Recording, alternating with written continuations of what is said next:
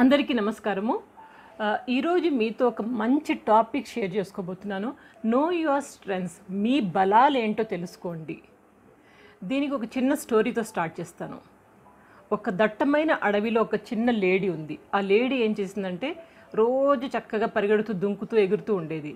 ఒకసారి దానికి దాహం వేసి నీటి దగ్గరికి వెళ్ళింది. ఒక చిన్న సరస్సు దగ్గరికి వెళ్ళి నీళ్లు తాగబోతూ దాని ప్రతిబింబాన్ని, దాని ప్రతిబింబాన్ని అది నీళ్ళలో చూసుకుని చాలా సంతోషపడిపోయింది. నీళ్లు తాగడం ఆపేసి దాన్ని అది మెస్మరైజ్గా చూసుకుని, అబ్బా దేవుడు ఎంత మంచి అందాన్ని ఇచ్చాడు నాకు, నా కళ్ళు చాలా స్మార్ట్గా ఉన్నాయి, నా చెవులు చాలా బాగున్నాయి, అండ్ నా గోల్డెన్ స్కిన్ ఉంది, ఆ స్కిన్ మీద బ్యూటిఫుల్ డాట్స్ ఉన్నాయి, ఎంత బాగుంది నా బాడీ అనేసి దానంతలదే చాలా అందంగా మైమరచిపోయి దాన్నే పొగుడుకుంటూ కూర్చుంది. సడన్గా దాని ఐస్ ఎక్కడ పోయినంటే లెగ్స్ చూసుకుని ఒక్కసారి విచార వదనంతో అనుకుంది, అరే ఇంత మంచి శరీరాన్ని దేవుడు ఇచ్చాడు, కానీ కాళ్ళేంటి ఇలా ఉన్నాయి, ఈ కాళ్ళు నాకు అస్సలు సూట్ అవ్వట్లేదు, నా బాడీకి ఈ కాళ్ళకి అసలు మ్యాచింగే లేదు, సో దేవుడు ఎందుకు ఇలాంటి కాళ్ళు ఇచ్చాడని బాధపడిపోతుంటే సడన్గా ఒక్కసారిగా దానికి లోపల ఇంట్యూషన్ అంటారు. ఇంట్యూషన్ అంటే మనకి ఏదో తెలిసిపోతూ ఉంటుంది, ఏదో అవుతుంది అనేసి. దాని ఇంట్యూషన్ అనేది ఒక్కసారి హెచ్చరించింది, లోపల మనస్సు అనేది హెచ్చరించింది, ఎవరో దాన్ని టార్గెట్ చేస్తున్నారు, దాన్ని వేటాడబోతున్నారని హెచ్చరించింది. వెంటనే అదేం చేసిందంటే ఇక రైట్ సైడ్ లెఫ్ట్ సైడ్ ఎటూ చూడకుండా ఒక్కసారి పరుగు లంఘించుకుంది. మీకు తెలుసు లేడీ ఎంత ఫాస్ట్గా పరిగెడుతుందో. స్పీడ్గా పరిగెత్తి ఒక రాకెట్ లాగా వెళ్ళిపోయి పరిగెత్తి ఒక మంచి సేఫ్ ప్లేస్ చూసుకుని అక్కడ నిలబడి అప్పుడు ముందు కాళ్ళు చూసుకుని అనుకుంది, అరే నేను ఇంతవరకు బాధపడ్డాను, ఈ కాళ్ళు బాగాలేవని, ఈ కాళ్ళే కదా నన్ను బాగా రక్షించింది.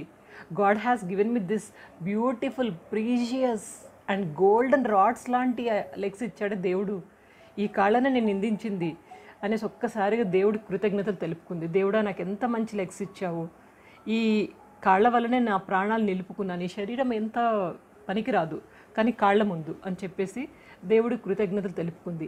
ఇక్కడ ఈ స్టోరీలో లేడీకి బలం ఏంటి, దాని స్ట్రెంగ్త్ ఏంటి, లెగ్స్.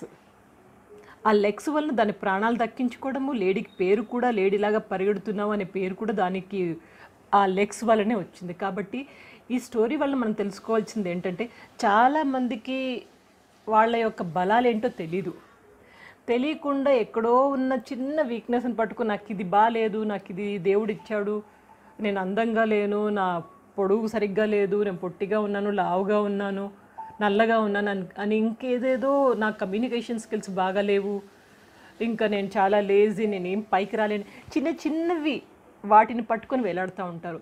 వాటిని వదిలేసి మీ బలం ఏంటో తెలుసుకోండి. ప్రతి ఒక్కడికి బలం ఉంది. ఆ బలం వేరే రంగాల్లో కావచ్చు. కొంతమంది స్టడీస్లో చాలా టాపర్స్గా ఉంటారు, వాళ్ళకి వేరే వాటిలో మళ్ళీ ఎక్కువ ఉండదు నాలెడ్జ్, అంటే వాళ్ళ బలం చదువే.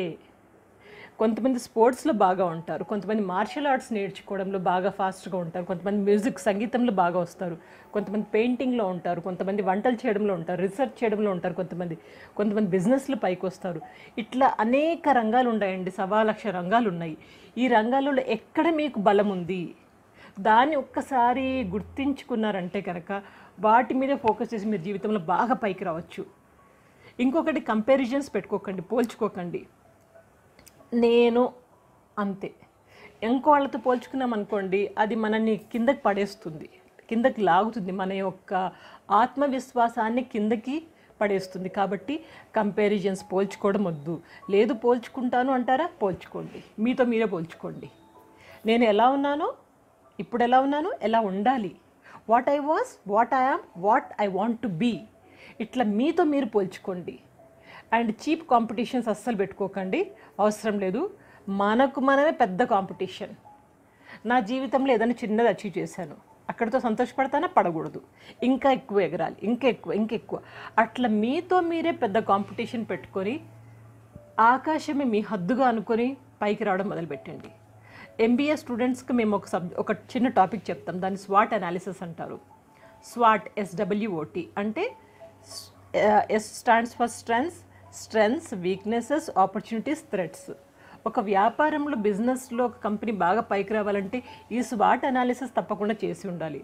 ఈ స్వాట్ అనాలిసిస్ వ్యాపారానికే కాదు, మనకి కూడా మనం అన్వయించుకోవచ్చు. నా స్ట్రెంగ్స్ ఏంటి, నా బలాలు ఏంటి రాసుకోండి చక్కగా. ఒక టేబుల్ వేసుకుని నా బలాలు బలహీనతలు, what are my strengths, what are my weaknesses, strengths weaknesses, opportunities threats, నాకు ఆపర్చునిటీస్ ఏమున్నాయి, థ్రెట్స్ ఏమున్నాయి. ఇట్లా పర్సనల్గా మనకు మనం వేసుకుందాము. నాకు ఇన్ని స్ట్రెంగ్స్ ఉన్నాయి, very good, keep it up. మిమ్మల్ని మీరు భుజం తడుముకోండి, చాలా ఎక్కువగా ఇంకా ఎక్కువ బలాలు పెంచుకొని ట్రై చేయండి.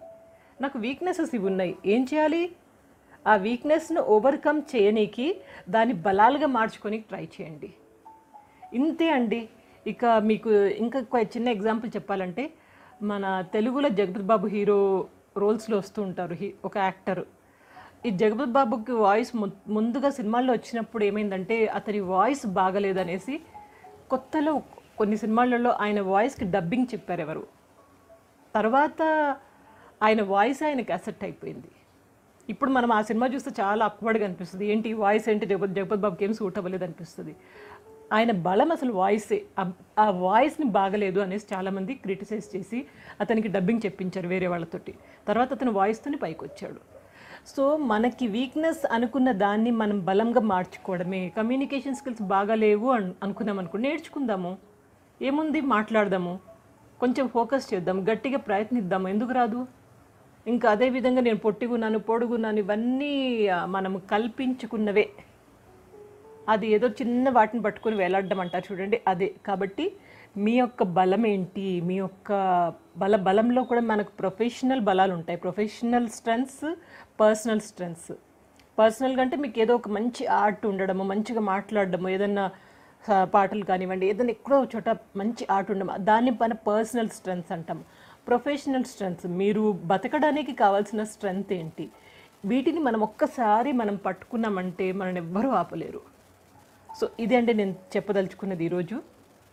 ఈ టాపిక్ నచ్చితే తప్పకుండా మీ యొక్క బలాలు ఏంటి, బలహీనతలు ఏంటి, వాటి మీద కొంచెం ఫోకస్ చేసి మీ బలాలను గుర్తించి జీవితంలో చాలా పైకి రానికి ట్రై చేయండి. సో ఎల్లప్పుడూ ఆనందంగా, ఉత్సాహంగా, నవ్వుతూ, ఆరోగ్యంగా ఉండండి. Take care, good luck.